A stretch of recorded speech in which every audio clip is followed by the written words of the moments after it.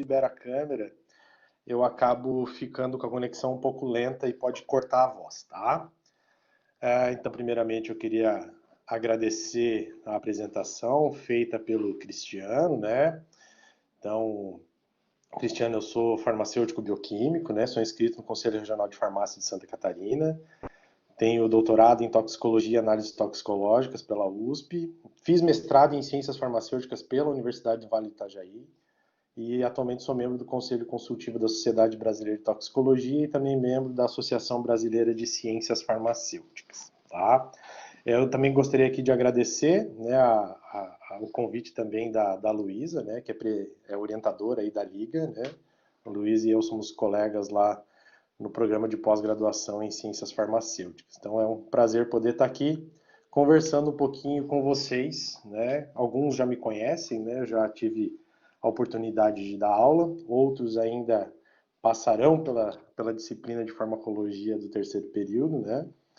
Então é um prazer poder estar aqui conversando com vocês sobre um tema que ele é bem polêmico, né? Então a gente vai falar um pouquinho sobre hidroxicloroquina e ivermectina.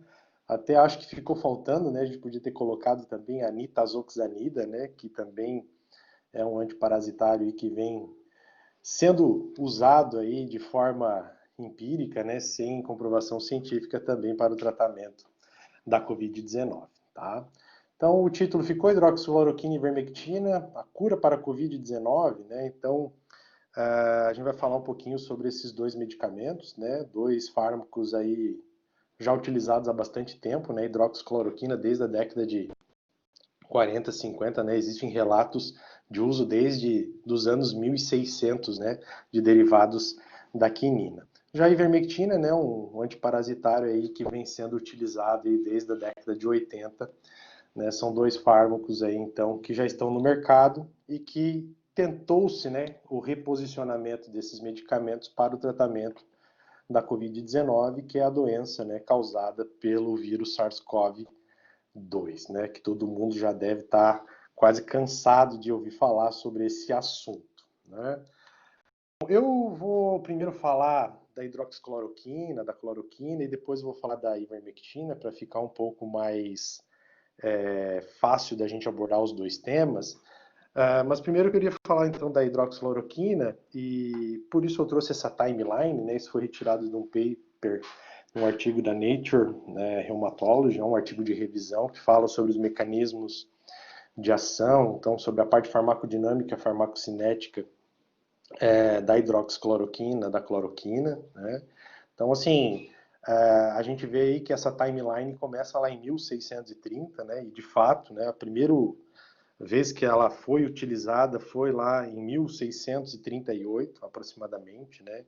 Então, tem aí um contexto histórico, né? Esposa do vice-rei espanhol do Peru, né? Ela foi acometida, então, por uma febre muito alta, né? Aí, então, foi tratada por índios, né, daquela região com uma poção chamada quina-quina, que era feita com a casca da árvore chinchona, né? Então, a quinina, né, ela estava presente, né, está presente lá no, nos caules, né, na casca dessa árvore, que então é denominada de chinchona. A hidroxicloroquina, essa quinina, né, ela foi isolada, né, primeiramente então por franceses, um grupo de pesquisadores franceses em 1820, né, então ela foi isolada e extraída, né, de um extrato a partir de um extrato, né, das cascas dessa planta. Em 1934 foi feita então a síntese, né, da cloroquina, que foi na verdade nomeada na época de Resorcina, tá?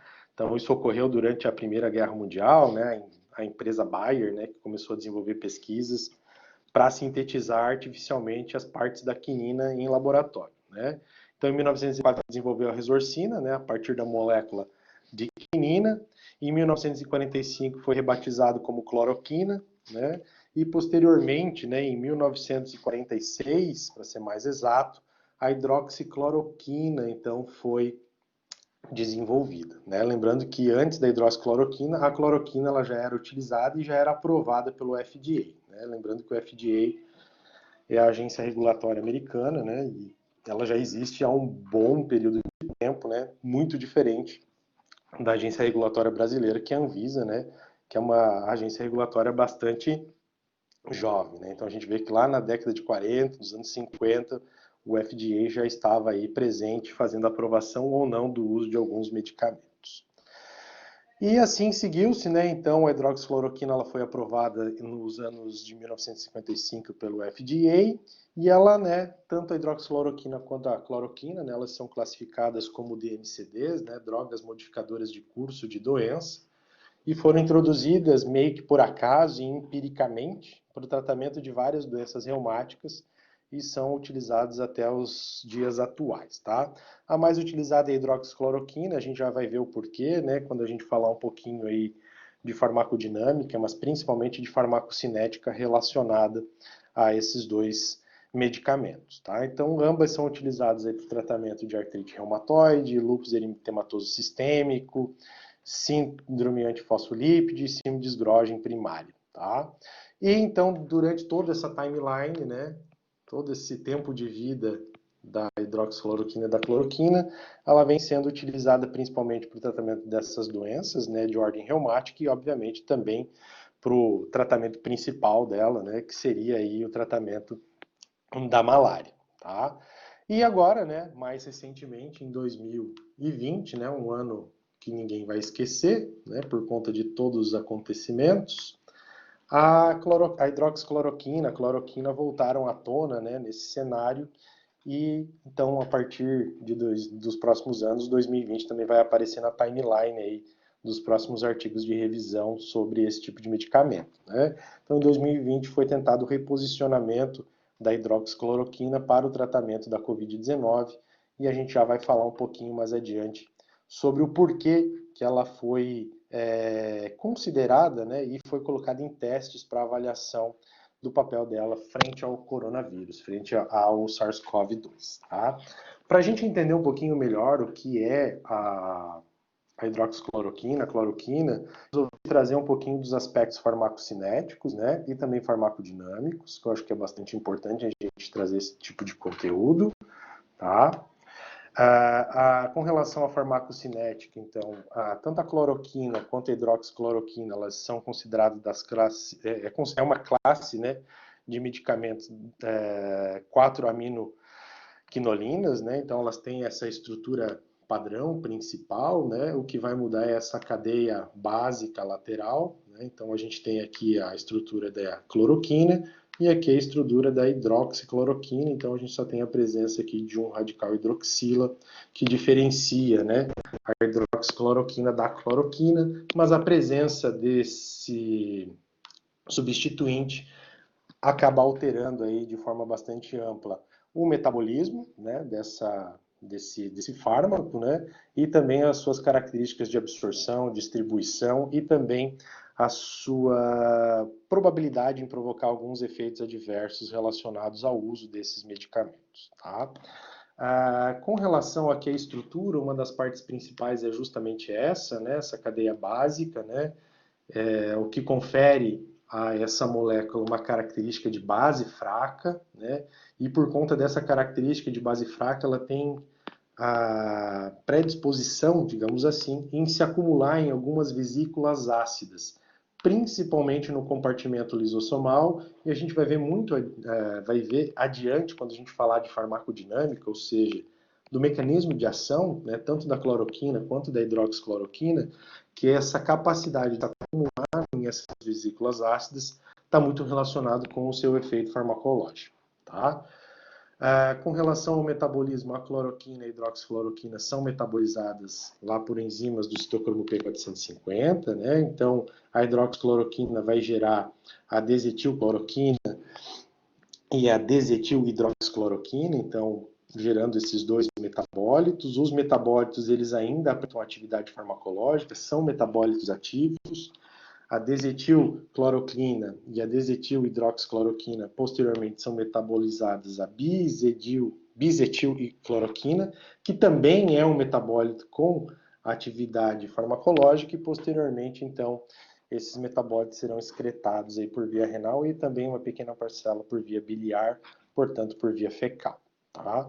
Então, tanto a cloroquina quanto a hidroxicloroquina sofrem um metabolismo bastante importante lá pelas enzimas do citocromo P450. Ainda com relação à farmacocinética, ambas podem ser administradas, né, são administradas para a população pela via oral, né, elas sofrem uma absorção no trato gastrointestinal superior, ambas são metabolizadas no fígado, como eu já falei, o clearance renal da hidroxicloroquina é menor, né, 21% contra 51% da cloroquina, ambas têm um bom volume de distribuição, tá? Então elas têm uma ampla taxa de distribuição, o que favorece um tempo de meia-vida bastante longo, né? Então, o tempo de meia-vida da hidroxicloroquina em torno de 45, variando mais ou menos 15 dias, tá? E a cloroquina aí tem um tempo de meia-vida de 41, variando de 11 dias para mais quanto para menos, né? Boa parcela da hidroxicloroquina ela é excretada de forma não metabolizada e a cloroquina também tem uma boa parcela que é excretada de forma também não metabolizada. Ambas, né, hidroxicloroquina e cloroquina, elas têm uma afinidade pela melanina da pele, né, então o que acaba promovendo aí uma atividade bastante interessante em manifestações cutâneas, né, como por exemplo do lúpus, que ela é bastante utilizada, e ambas também têm uma certa afinidade, né, pelos olhos, né, lá pela melanina ocular, podendo provocar então as retinopatias. Tá? Nesse contexto da retinopatia, é muito mais provável de acontecer isso com a cloroquina do que com a hidroxicloroquina. Tá? A cloroquina tem muito mais tropismo por esses tecidos do que a hidroxicloroquina.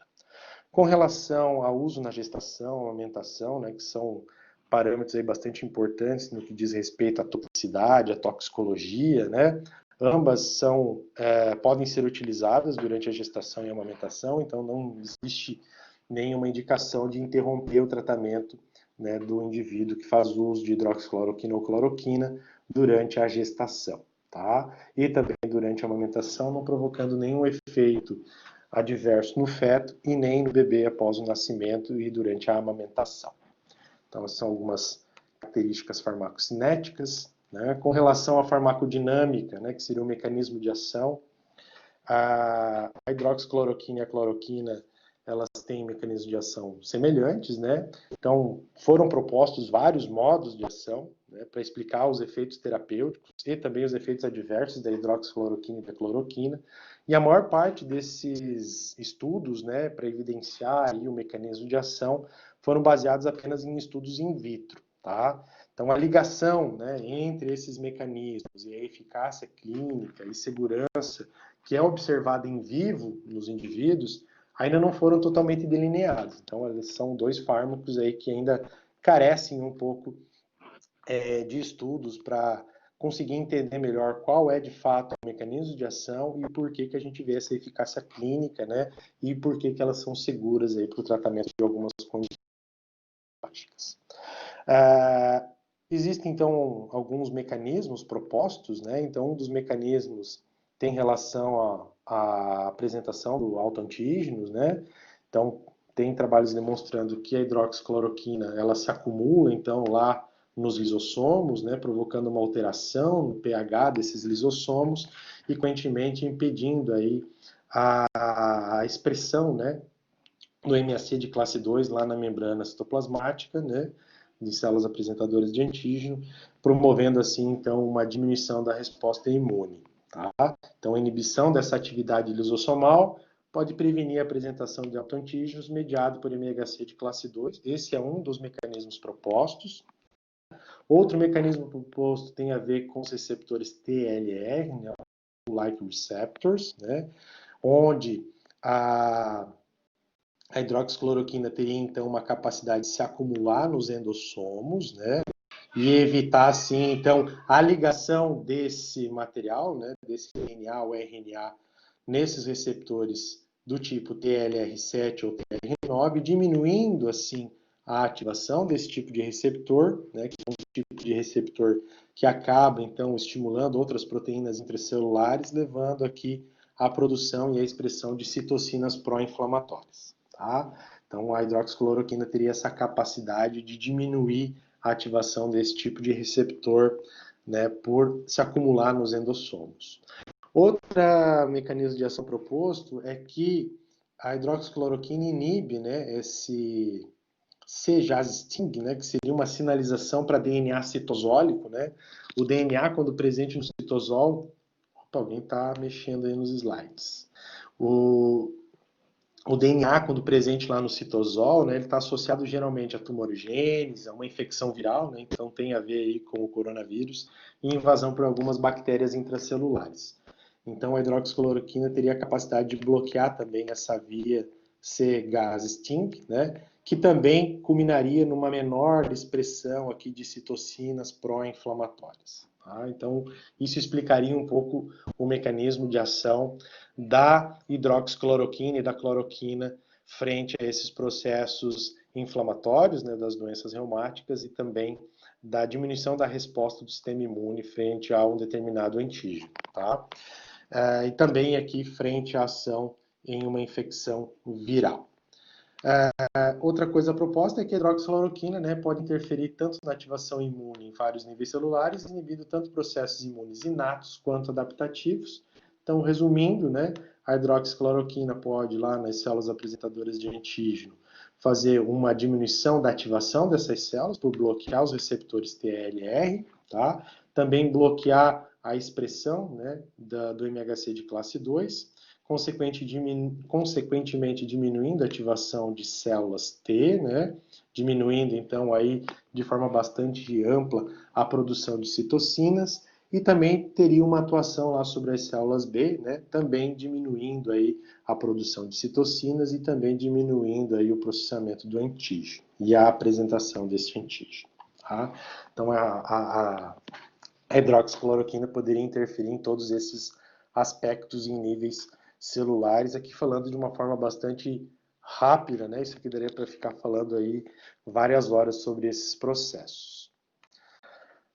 Então, resumindo, a hidroxicloroquina e a cloroquina podem inibir aí certas funções celulares, né, e vias moleculares envolvidas aí na ativação imunológica, né? Parcialmente, então, por acumulação em lisossomos e autofagossomos, né, de células fagocíticas e alteração do pH, né, desses locais, o que levaria, então, à inibição da expressão do MHC de classe 2, com consequente diminuição da apresentação de antígenos e ativação do sistema imune.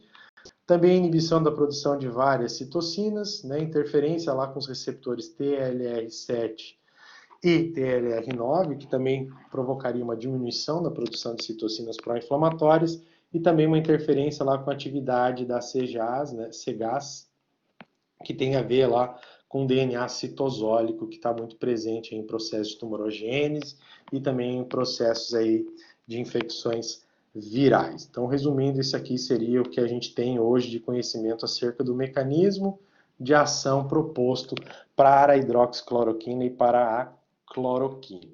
Ok?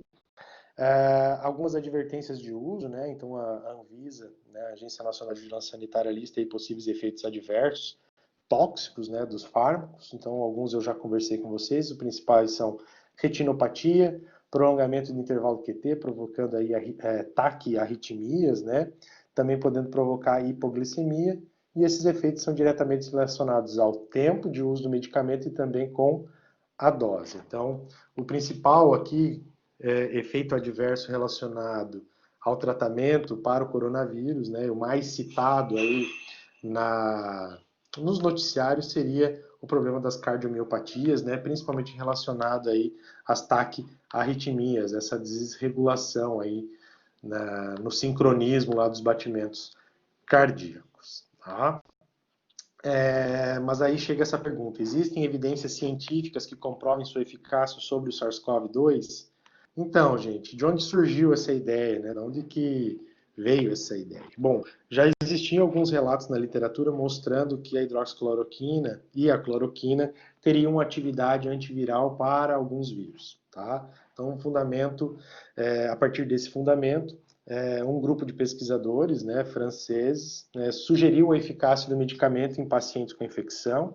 Então, eles publicaram um trabalho, né, depois quem quiser dar uma olhadinha, esse trabalho aqui do Davidol, né, que ele foi, inclusive, ele não chegou a ser publicado, ele ficou numa plataforma de pré-publicação, e até posteriormente foi solicitado que fosse removido, né, que não fosse citado e não fosse utilizado por outros pesquisadores, porque o estudo ele era bastante limitado metodologicamente, principalmente com relação ao N, né, o número de indivíduos avaliados era muito pequeno, era em torno de 30 pacientes, tá? Então, mesmo após este estudo, né, ser retirado, o uso do medicamento, né, da hidroxicloroquina e da cloroquina, tornou-se escolha terapêutica, né? As pessoas começaram a fazer uso de forma bastante ampla, principalmente no Brasil, nos Estados Unidos, aí até por questões políticas, né? Ambos os presidentes aí defendendo o uso da hidroxicloroquina, mesmo sem a devida comprovação científica, né, do benefício do uso desse medicamento. Então surgiu a partir desses estudos aqui, e de fato existiam algumas possibilidades, né? Se a gente pegar aqui os sintomas iniciais, né, e os sintomas severos relacionados ao coronavírus, a gente vê assim que a hidroxicloroquina, né, foi proposto que ela teria uma atividade anti-SARS-CoV, né, então que ela provocaria a morte do vírus, né, isso foi mostrado in vitro, né, que ela teria essa atividade antiviral contra esse vírus, né? Também alguns estudos propondo, né, que ela interferisse com a ligação da proteína spike, né, lá da partícula viral com o receptor AC2, né? Então ela promoveria uma glicosilação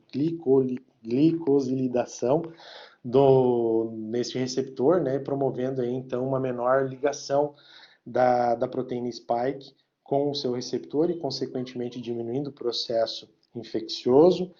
E também aqui o efeito dela de suprimir, né, a produção de interferon gama e também a ativação do sistema imune. Além, né, do aumento do pH, né, principalmente do endossomo, que levaria aí à não ruptura, né, da célula e, consequentemente, à não liberação de novas partículas virais. Tá?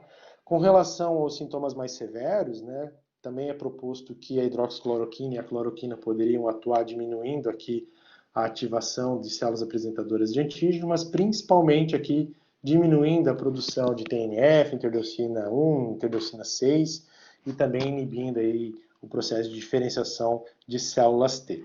Além disso, também ela teria um efeito protetor sobre o vaso, né, diminuindo aí esse processo inflamatório. Tá?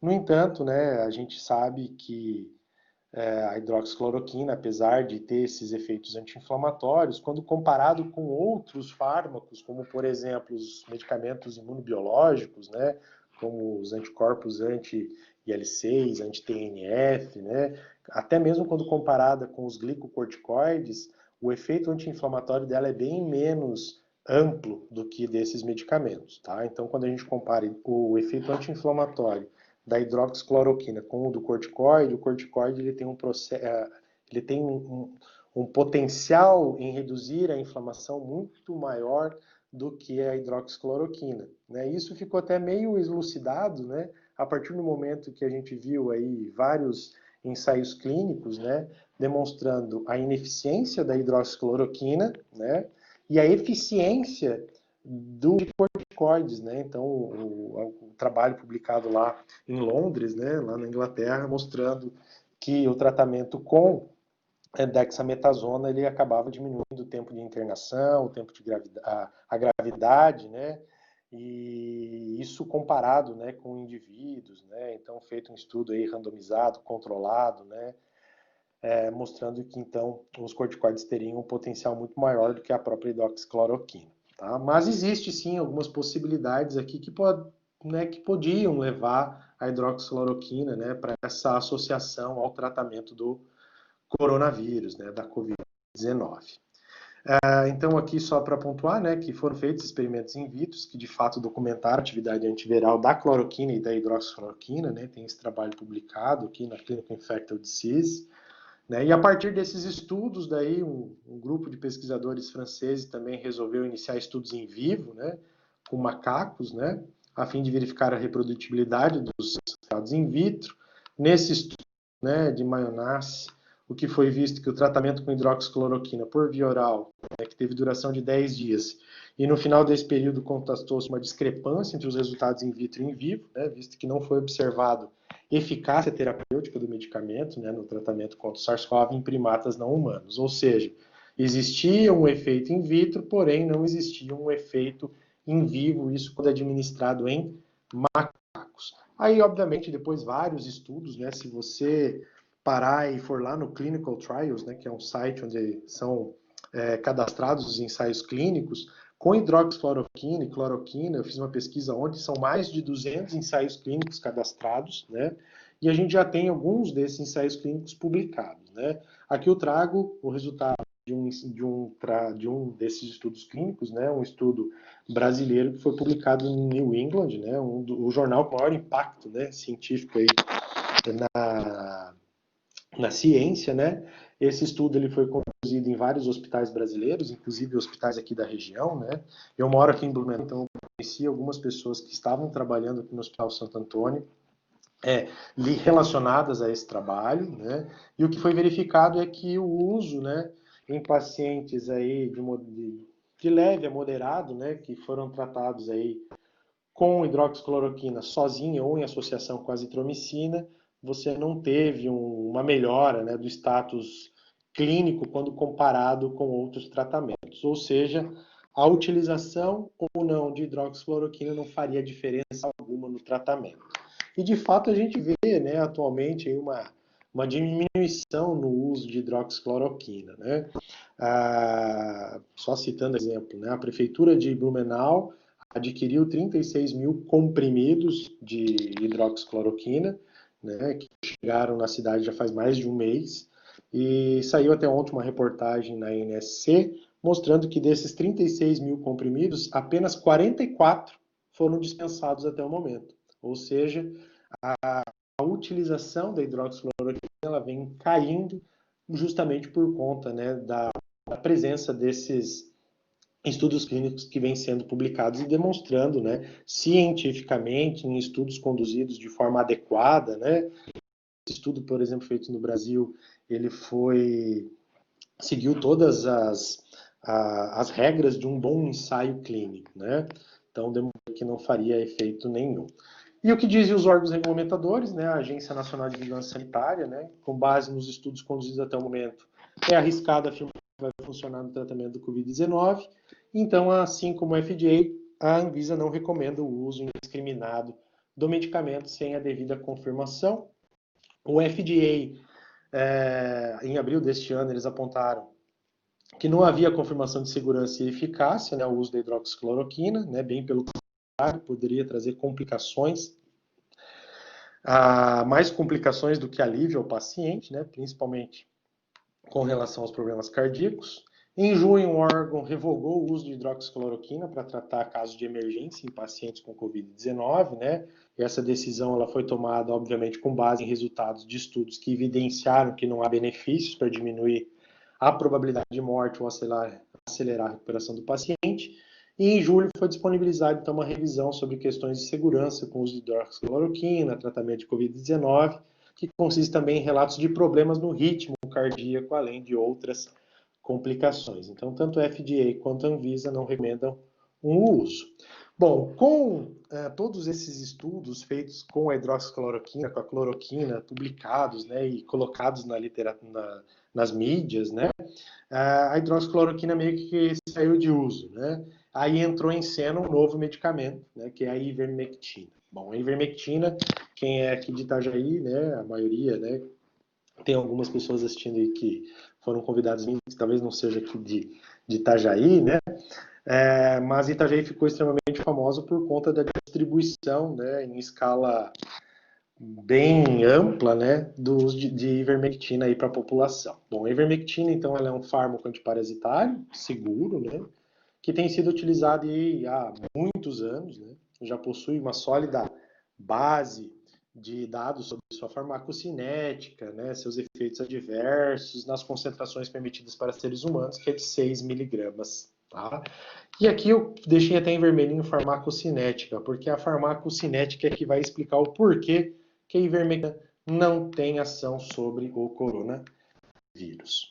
Bom, a ivermectina ela se tornou popular aí no contexto do coronavírus com um artigo publicado, né, que foi, né, e que ainda vem sendo utilizado como justificativa para o uso da ivermectina, né. Então é um estudo onde foram utilizados diferentes concentrações do fármaco em experimentos in vitro, né, então foi um experimento com cultivo de células de macaco, né, sendo que a concentração de 5 micromolar foi a que mostrou o maior resultado, tá? Já concentrações de 2 micromolar foi eficaz em diminuir apenas 50% da replicação viral, quanto a concentrações inferiores a 1 micromolar, essas não apresentaram efeito algum, né? E também não tinha controle, né? Um estudo muito mal elaborado, né? Se a gente parar para analisar todas as variáveis, um estudo extremamente mal conduzido do ponto de vista científico, mas que foi pego aí como uma verdade, né? E traduzido aí pela própria imprensa como sendo aí um produto que poderia provocar aí a cura do coronavírus. Não só a cura, como também prevenir a infecção, né? O que é pior ainda, né? Então, um fármaco, gente, para ele ser eficaz contra uma doença, ele precisa ter características físico-químicas que permitam que ele atinja todos esses locais, tá? Tem alguns estudos que mostram que a concentração de ivermectina do tecido pulmonar ela é cerca de 2,7 vezes maior que a concentração livre no plasma. Porém, gente, mesmo assim, essa concentração ela é ineficiente, ela é insuficiente para atingir aquela concentração lá de 2 micromolar, né, ou de 5 micromolar, que é a dose que teria o efeito sobre a replicação viral, tá? Alguns estudos aí de fase 1 e fase 3 em humanos, né, estudos anteriores, né, mostraram que na dose de 6 miligramas, que é a dose usual de ivermectina, a concentração plasmática atingida é de cerca de 0,0035 micromolar, ou seja, infinitamente menor do que a dose mínima necessária para eu ter uma possível ação antiviral relacionada àquele artigo que foi publicado, mostrando que a ivermectina teria uma atividade, né, antiviral com uma dose de 2 micromolar, lá, impedindo 50% da replicação viral. Tá? Então, mesmo em estudos com doses muito altas, aí 120 miligramas, né, a ivermectina não atinge concentrações plasmáticas próximas daquela relatada no artigo. Tá? Então, eu teria que tomar, e olha, quantas vezes mais a dose diária recomendada. Então, para se atingir tal concentração, a dose seria de aproximadamente 1,8 gramas, né, lembrando que a dose ela é de 6 miligramas, né, cerca então de 15 vezes maior que a dose comumente utilizada na prática clínica, né? Então, por conta disso, é que a gente não pode afirmar que a ivermectina tem atividade, né? Então, eu acabei de procurar agora no Clinical Trial, existe 39 estudos clínicos sendo conduzidos, alguns já finalizados, no entanto, não tinha o dado disponível para avaliar, tá? Então, não tem porquê, né, a gente pensar que a ivermectina teria essa atividade farmacológica, né, de diminuir a replicação viral in vitro. In vitro, sim, ela apresentou uma inibição, mas uma coisa é você testar em células, outra coisa é você testar em humanos, tá? Então, é preciso deixar claro que não existem estudos conclusivos que comprovem o uso desse medicamento para o tratamento da Covid-19. Mas também não tem estudos que refutem esse uso, né? Mas somente com base no... Isso aqui é uma frase retirada do site da Anvisa, tá? Eles publicaram primeiro sem essa frase, depois eles publicaram com essa frase, né? Obviamente não tem estudos que refutem o uso, mas só com base nas características farmacocinéticas que a gente já conhece da ivermectina, já dá para se ter uma noção de que ela não vai ter um efeito sobre o SARS-CoV-2, sobre a Covid-19. Tá? Então, o uso dela não tem sentido. Tá? Então, as indicações aprovadas para ivermectina são aquelas constantes na bula do medicamento, e na bula do medicamento não consta, né, que ela é eficiente no combate aí ao coronavírus, certo? Então, não tem que utilizar esse tipo de medicamento. O Lucas pedindo aqui, né? Quais seriam os efeitos adversos, né, relacionados? Bom, esses efeitos, né, essa dose de 1,8 gramas, ela é letal, tá, para seres humanos. Ela pode provocar aí uma intoxicação bastante grave, podendo levar a complicações bastante sérias, levando o indivíduo a óbito. Então, acho que seria o principal risco, Lucas, é óbito, tá?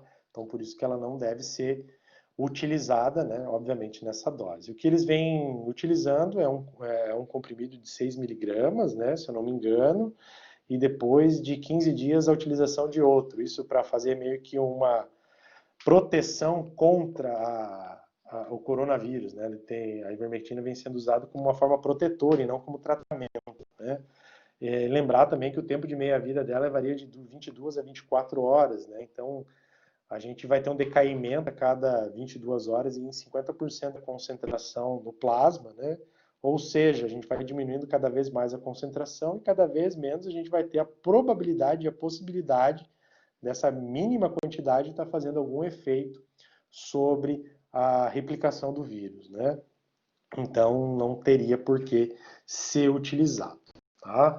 Então, eu vou colocar aqui como conclusão até um texto retirado aí, publicado por um colega meu, Carlos Eduardo, ele é toxicologista da Altox, né? E eu achei bastante interessante que ele conclui a respeito aí desses medicamentos, né?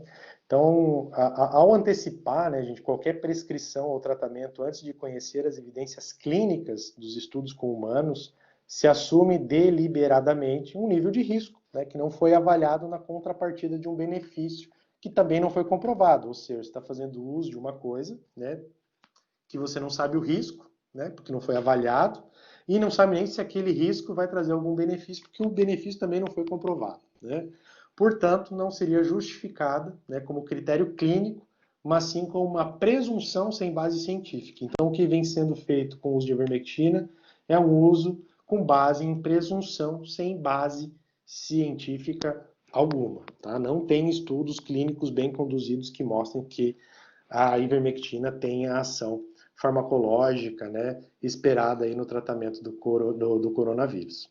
A gente já teve vários outros casos, né, como no caso da fosfetanolamina, né, que é bastante famosa, né.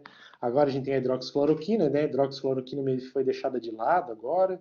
A nitazoxanida, que é o Anita, né, que também foi pontuado aí como um medicamento que poderia estar provocando uma melhora do quadro clínico em pacientes contaminados, né, infectados com o coronavírus e a ivermectina, né. Observa-se, então, mais uma vez, uma série de desacertos e desmedidas na comunicação de achados científicos, né, que podem potencialmente agravar as crises, confundindo prescritores e gestores, alguns leigos e outros de outras áreas de atuação e a própria população, tá? Então, a comunicação científica relacionada ao coronavírus, a gente pode falar que ela muito mais atrapalhou do que ajudou nessa relação com os medicamentos, tá? Então a gente vê aí hoje o fácil acesso à informação, né? E a população acredita muito mais em algo que recebe no WhatsApp do que aquilo que é falado talvez por um pesquisador, por um professor, por um cientista, né? Lucas Souza, sim, a concentração plasmática da dose segura é suficiente para ter efeito sobre parasitoses, daí sim, tá? Porque foi desenvolvido para isso esse medicamento, né? Então todos já tem ensaios clínicos mostrando que para essa ação, ok, a dose de 6 miligramas é efetiva, tá? Então, como especialistas, podemos claramente filtrar essas informações, né? Nós como especialistas, professores, vocês como alunos da área de ciências da saúde, né, vocês têm como aferir o peso das evidências, contrapor todas as incertezas, né, e fazer uma análise aí de riscos e benefícios, né, segundo o que os estudos científicos permitem ou não permitem afirmar, né. Então, o medicamento, é importante citar que não tem preferência ideológica, né, e não pergunta ao seu paciente sobre preferência para célula e agir contra o vírus, né? Um medicamento ele funciona ou não funciona para uma determinada população, com determinada doença ou condição clínica, sob determinadas condições de teste, tá? E para isso a ciência, né? Aí com a pesquisa clínica, métodos estatísticos, comparação com grupos controles e outros, é que vai nos apresentar achados com algum peso de evidência, né? Bruna, a ivermectina ela não é indicada pela Anvisa, tá? A nota cita que ela não indica, né, o uso da ivermectina para o tratamento de coronavírus, tá? E deve ser indicado somente para o que consta na bula, né? Quando um prescritor prescreve ou alguém faz uso de ivermectina para o tratamento de Covid está fazendo um uso sem base científica, tá? Uso off-label, exatamente, Luiz. Esse é o termo correto, tá? Não tem nem uma comprovação. Então, nem cientistas e nem leigos podem tratar estudos isolados ou matérias como verdade científica absoluta, né? E só uma avaliação, então, com o peso das evidências, né, extraída de todos os estudos disponíveis, né, nos permitirá fazer ciência em seu sentido mais genuíno e íntegro, né? Então, eu termino aqui colocando que a gente deve acreditar na ciência, né? A ciência, ela está aí fazendo o desenvolvimento de uma vacina em tempo recorde, né? Estudos clínicos sendo desenvolvidos em tempo recorde. Se vocês colocarem, né, lá no PubMed, Covid-19, vai aparecer um número infinito de publicações, o que também não é tão interessante, né? Porque acabou se perdendo um pouco a qualidade nas publicações, né? Qualquer coisa com coronavírus estava sendo publicada, então levando aí a publicações talvez não tão adequadas, né? E levando aí contradições para a população, tá? Então, o que eu tinha para falar era basicamente isso, né? Eu gostaria de agradecer novamente o convite, né? Deixar aqui registrado também que boa parte desses slides são provenientes lá do Instagram do Pharmatox, que é o grupo coordenado por mim e pela professora Nara, que é o grupo de farmacologia e toxicologia, onde nossos alunos de iniciação científica, mestrado e doutorado, então, produzem aí materiais para divulgação de ciência de uma forma mais clara, né, sem muito os nomes técnicos, né, porque eu acho que a gente tem que levar a informação para a população. E também aqui deixo o Instagram da Liga Acadêmica de Toxicologia, né, que todos os alunos aí da medicina também estão convidados a participar. No próximo semestre a gente vai abrir as reuniões, tá? E deixar aqui também, né, como eu sou da área da toxicologia, né, deixar registrado que o Congresso Brasileiro de Toxicologia em 2001 vai ser realizado em Balneário Camboriú e tem muitas atividades que também são relacionadas aí à área da medicina, né, principalmente o que se refere à toxicologia clínica, né. Então, quem quiser seguir lá, CBTox 2021 no Instagram, e quiser também dar uma olhada no site, o site também já está aberto.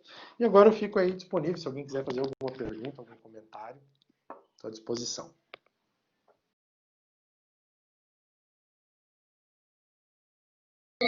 Excelente explanação, José.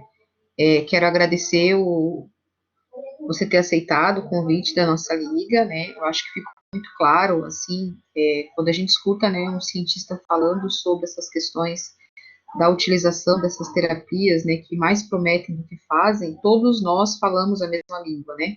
Então, na sala de aula a gente já tem falado isso, né?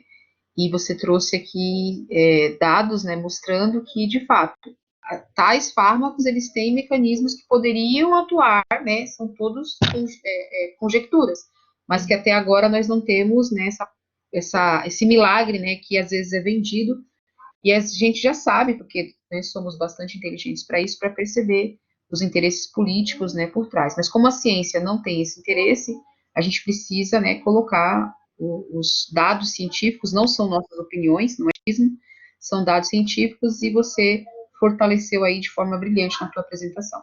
Muito obrigada mesmo, José, pela tua participação aqui na nossa reunião da Liga. Alguém tem alguma pergunta, gente? Pode fazer aí.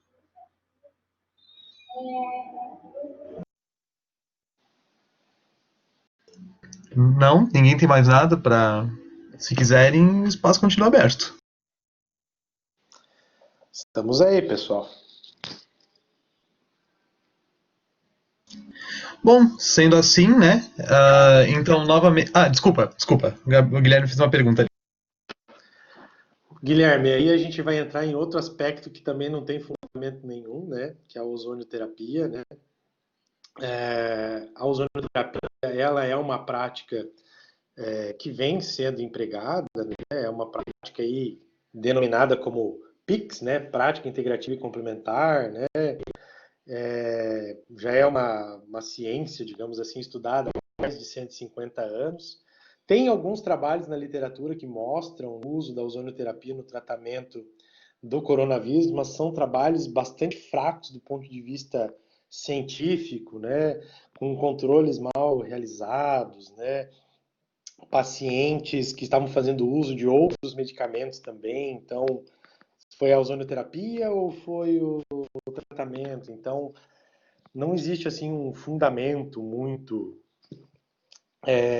assim científico para o uso no coronavírus, né? O que se sabe é que dentro da infectologia, né, tem algumas linhagens bacterianas que são mortas, né? Elas têm a capacidade de serem eliminadas aí com o uso do ozônio, tá? Tem agora um trabalho, se não me engano, foi japonês, mostrando a eficiência do ozônio em matar o coronavírus, né, em eliminar o coronavírus, mas aí de superfícies, né, não eliminar ele do organismo humano, tá? Então o uso dele em superfícies é bastante utilizado. A ozonioterapia, ela é utilizada tanto na prática clínica para tratar algumas coisas, tipo na odontologia, né?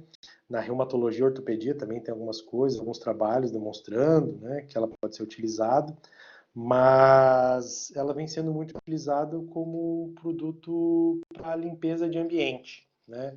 A gente tem, por exemplo, não sei se alguém aí já fez a limpeza do ar-condicionado, né, do seu veículo, mas hoje a maioria dos sistemas de limpeza de ar-condicionado utilizam ozônio, né, que é a oxisanitização, por exemplo. Também, não sei se já perceberam, alguém já foi em algum aeroporto aí maior, às vezes nos aeroportos tem dentro dos banheiros também máquinas de ozônio para eliminar odores, manter o ambiente mais livre de patógenos. Então, vem sendo utilizado para essas coisas com mais embasamento científico. Agora, para a ozonioterapia, para tratamento de Covid-19, o que tem na literatura é como se não tivesse nada. Estudos muito conduzidos. Beleza, gente? Mais alguma dúvida? Professora Luísa, aliás, professor José Roberto. Então, pelo nosso horário, né? Eu vou encerrar a aula, né? Eu não sei que o professor queira fazer mais alguma complementação, né? Eu acho que, novamente, vou falar a mesma coisa que eu falei para a professora Luísa, né? Vai além do esperado, né? Foi muito boa essa aula também. E realmente é acreditar na ciência, né? Naquilo que é concreto. E acho que essa mensagem, né? Foi muito bem passada na aula do professor. E eu agradeço, né, a presença de todos, né? Todos que estão, né? Todos que vieram, ter ficado até agora. E é isso. Se os professores tiverem mais alguma consideração, eu agradeço muito e até uma próxima. Não, somente isso mesmo. Queria só deixar aqui meu agradecimento. Bom, um grande abraço a todos e obrigado.